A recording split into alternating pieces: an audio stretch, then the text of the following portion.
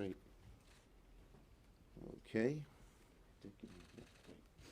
Okay, good morning, good afternoon, everybody. It's 10 minutes into the afternoon. And I want to thank our great ranking member of HISGAC, Senator Peters, and a great member of HISGAC and head of PSI, Senator Blumenthal, for joining me. And this morning, I was really proud to join every single one of my Democratic colleagues on the Homeland Committee in invoking a century-old and little-known law known as the Rule of Five to compel the Department of Justice to release the full and complete Epstein files.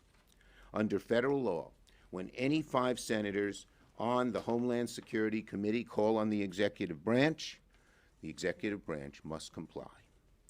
Our request covers all documents, files, evidence, and other materials in possession of the DOJ, the FBI, related to the case of the United States versus Jeffrey Epstein. While protecting the victims' identities can and must be of top importance, the public has a right to know who enabled, knew of, or participated in one of the most heinous sex trafficking operations in history. Let me remind everyone of what's happened in recent months. Donald Trump campaigned on releasing the Epstein files. He broke that promise. In February, FBI Director Kash Patel promised during sworn testimony in his confirmation hearing he would, quote, make sure the American public knows the full weight of what happened. Well, that has yet to happen. A.G. Bondi said in February that his supposed, quote, client list, she said, was sitting on her desk right now to review. And she said that's been a directive by President Trump. 5 months later, we have 0 answers, only more questions.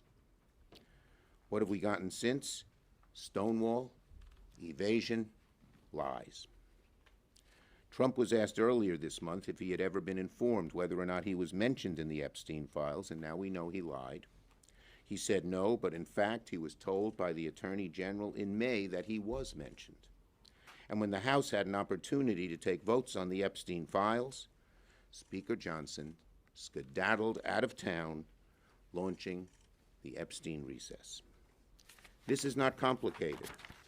After promising full transparency for years, every single time Trump, his administration, Republican leaders have had a chance to be transparent about the Epstein files, they've chosen to hide.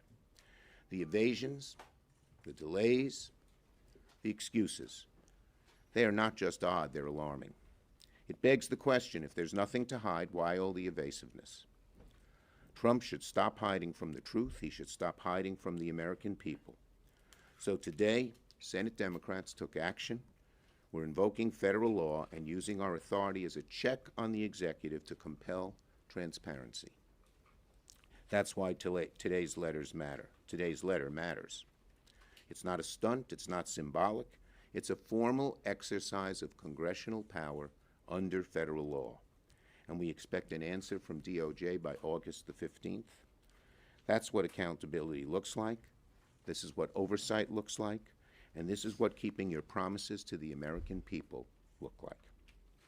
I urge my Republican colleagues in the Senate, if you believe in transparency, if you believe Congress has a role to play in checking the executive, join us. Join us in calling for more transparency on the Epstein files. Because once there's transparency, the truth emerges. Because once we get the truth, we can have accountability, we can move forward, not just on this, but on many issues affecting the American people, protecting health care, growing the middle class, defending democracy. But none of that is possible if the public loses faith that justice only applies to some, not all. Senator Peters has taken a great lead on this issue as ranking member of the Homeland Security Committee, and I'm proud to call on him to speak. Thank you, Chuck. Well, thank you, Chuck. You know, the American people want and deserve transparency from their elected officials.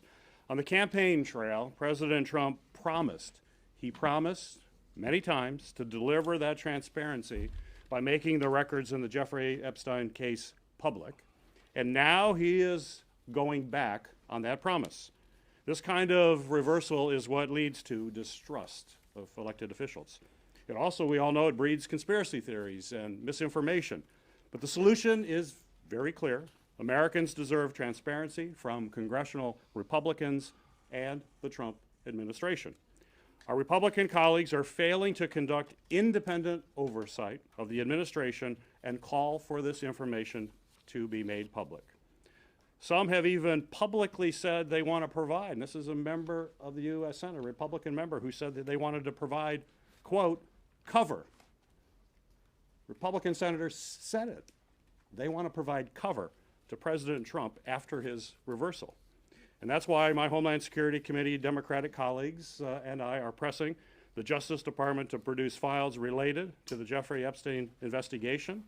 We are using very unique statutory authority that is granted only to our committee, to Homeland Security and Government Affairs. The statute that we are invoking requires the administration to hand over documents requested by any 5 members of the Senate committee. This letter demands that the Justice Department produce documents that Attorney General Pam Bondi and FBI Director Kash Patel have publicly already confirmed they have in their possession. We all know, in fact, that the Attorney General said, quote, she said, they're sitting on her desk. It should be pretty easy to turn over documents that are sitting on the Attorney General's desk. It's certainly disappointing that we have to take this action to hold President Trump to his word, but we believe that providing this transparency is what is best for the American people. Joining me on that letter and also working in his own right as the ranking member of the Permanent Subcommittee of Investigations as part of my committee is Richard Blumenthal. Thank you, Gary. Senator Blumenthal. Thank you. I want to thank, first of all, Senator Schumer for his leadership and Chairman Peters, Ranking Member Peters, for taking the lead here as well. This letter has the force of law. This letter invokes a statute that has been little used because it has been unnecessary in the past to enforce transparency. It's necessary now because this administration is stonewalling and stalling and concealing. And the American people are rightly asking, what do they have to hide? What's at stake here is not just the president's promises, although they are absolutely clear when he said, quote, President Trump says he will declassify the 9/11 files, JFK files, and Epstein files, end quote. That's President Trump. What's at stake here is more than the president's promises. It's the credibility of our justice system and the question whether there was proper criminal prosecution, whether it was complete and full, whether it was accurate, and what additional facts the American people are entitled to know. What's at stake is also the victims. This crime by Jeffrey Epstein and Ghislaine Maxwell was not a victimless crime. It was not just about money laundering. It was not just about lying to the government. It was about exploiting women, in fact, girls. Girls who were mercilessly and repeatedly subject to abuse and trafficking. And that is why the American people have a right to know who else was involved, whether the system really was rigged in favor of the rich and powerful, which is what the suspicion has been on the part of a lot of the president's supporters and why they so enthusiastically greeted his promises of full disclosure. He's broken those promises. We're going to enforce the law to make him fulfill his commitments to be transparent and full in disclosure. Thank you. Thank you, Richard. We'll take questions on this subject first. Yes. Would this law compel information that's under grand jury seal by the courts to be released to the committee? And are there other things that should be redacted, law enforcement Yeah, sensitive look, information? there can be redactions, and we're not going to break. Whoa, you okay? We're not going to force any agreements that have been broken, but we believe almost everything can come out, barring any. Under seal by the courts? Well, that'll have to be litigated. Yes. Would you accept the Justice Department limiting the reading of these files to leadership or members in a? I think they should be made public. I mean, certainly to the Congress and to the public. Public has a right to know. Including the interviews that were done recently with Maxwell in the last couple of days. All the notes that were taken, any recordings, should be made public as well. And, you know, the redactions that Senator Schumer mentioned are standard operating procedure in the Department of Justice when it does a report based on an investigation. It's rare, but it's not unusual. Yeah. When the Justice Department There says, a, Go ahead. You both can go. Do you want to go at once? We'll answer you go two. together, do you want to talk Yeah, well, so Go ahead. He in goes a- first. If they don't respond to your request, is there any enforcement mechanism? Is there any way for you guys Well, to? our hope is that our Republican colleagues will join us in this. This is a law. This has been made. It should be bipartisan. And we're still, Gary, we're still talking to Republican colleagues about trying to join us, and that may help get this public. But if not, there's recourse in the courts. This is the law. and so Yes. how can Democrats, as the minority, take this to the courts? Uh, Explain there- how that would work. We have talked to some of our lawyers, and this can be challenged in the courts. Yes. After the horrific shooting in New York and a police officer was killed, do you think it's a bad look for Senator Booker to be objecting to police and law enforcement related bills? Look, Senator Booker has strong beliefs on this issue. He's had them for a very long time. He believes in strong law enforcement. Yes.